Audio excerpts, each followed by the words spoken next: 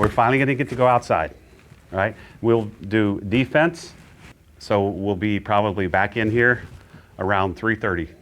Okay, so an hour and a half, easy. Do you guys have anything? Okay, let's go. I got you. Let's go, let's go. One more. Stay low, stay low. Nice. One all the way towards the fence at like 48 feet, and then one normal at 43 feet to manipulate the break. They are doing a live bunt. Nothing backwards. Wait, what does that mean? Don't hit us in the face. Bunt! I got it. Yeah, one down. Here we go. We're gonna go up and down the lines, but we're gonna use the baselines. Oh, nice one. You got her, you got her. On the money. Here we go, here we go. You got time, you got time. Yeah, I thought so.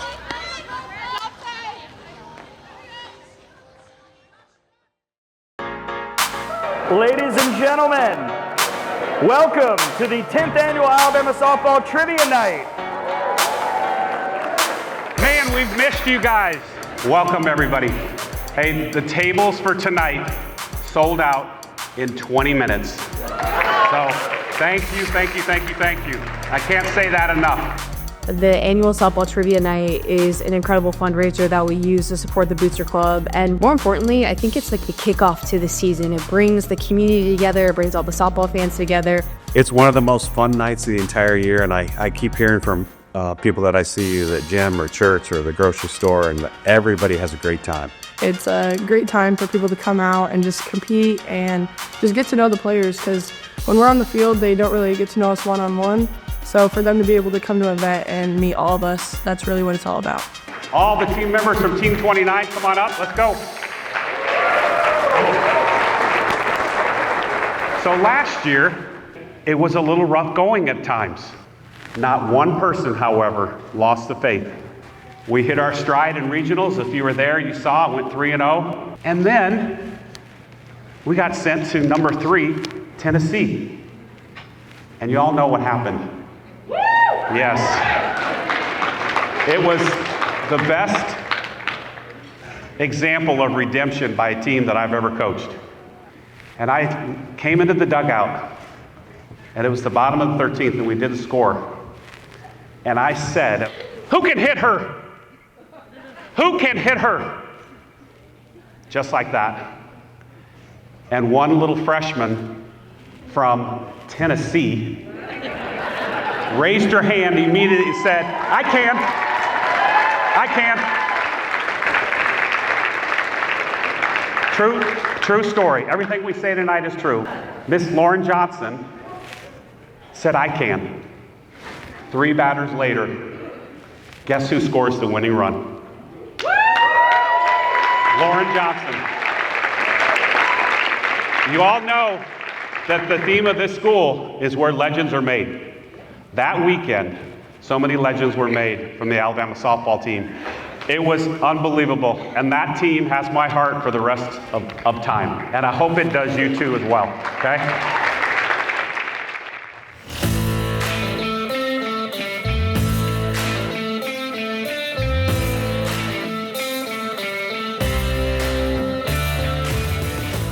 So last year we had a really rough season, and that was very demoralizing as a team. And at the end of the year last year, that was Murph's word, was redemption. And it was just a way for us to prove everyone wrong and prove that we're not done for and that we were going to finish the season. It's gone! And Alabama's on the board in the 4th. There was one point in time where we kind of just looked at each other and we were like, what do we want this team to be about? And redemption was something that a lot of girls just kept saying. And when we finally started to just take a look in the mirror and kind of be like, who do we want to be? That's when things started firing on all cylinders. It started working and clicking, and we just really felt like a team in that moment. Swung on and missed. Brisky gets the strikeout. That's her 53rd strikeout of the season in 57 innings of work. You know, every team has a different runway, how long, how short it needs to take off. And, you know, last year we just needed a little bit longer runway. Ground ball to the shortstop, to first, and the Alabama Crimson Tide, they've done it! It's a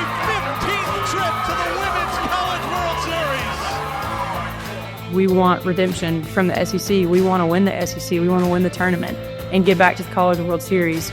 If it's you were hurt last year, got to come back and redeem yourself this year, or that we made it to the World Series and we didn't get as far as we wanted to get. So I think we have redemption on our mind for multiple reasons for each of us.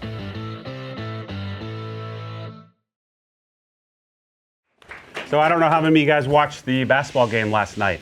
Who was the hard hat winner? Mo Dida again. We were talking about how deep they are as a team. This is the deepest team that Nate has had, I think, since he's been here.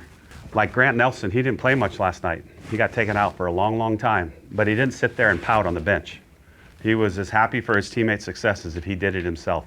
And that's the key. And they're playing for the name on the front of their jersey, not the name on the back. And that is great to see. Take advantage of the dirt here. We're going to be out here 3 days in a row. Yes. Okay, innies, 1, 2, 3. Hey. Stay down! Got a force. Fast runner.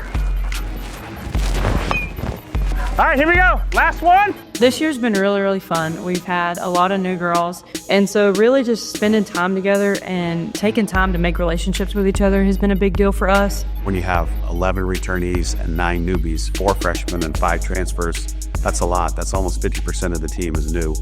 With being a transfer and this being my first year on the team, I've never gotten so close with people so fast. One of the key words that we use in this program is mudita, and it's having vicarious joy in someone else's success. A lot of the kids that transfer in have never heard it.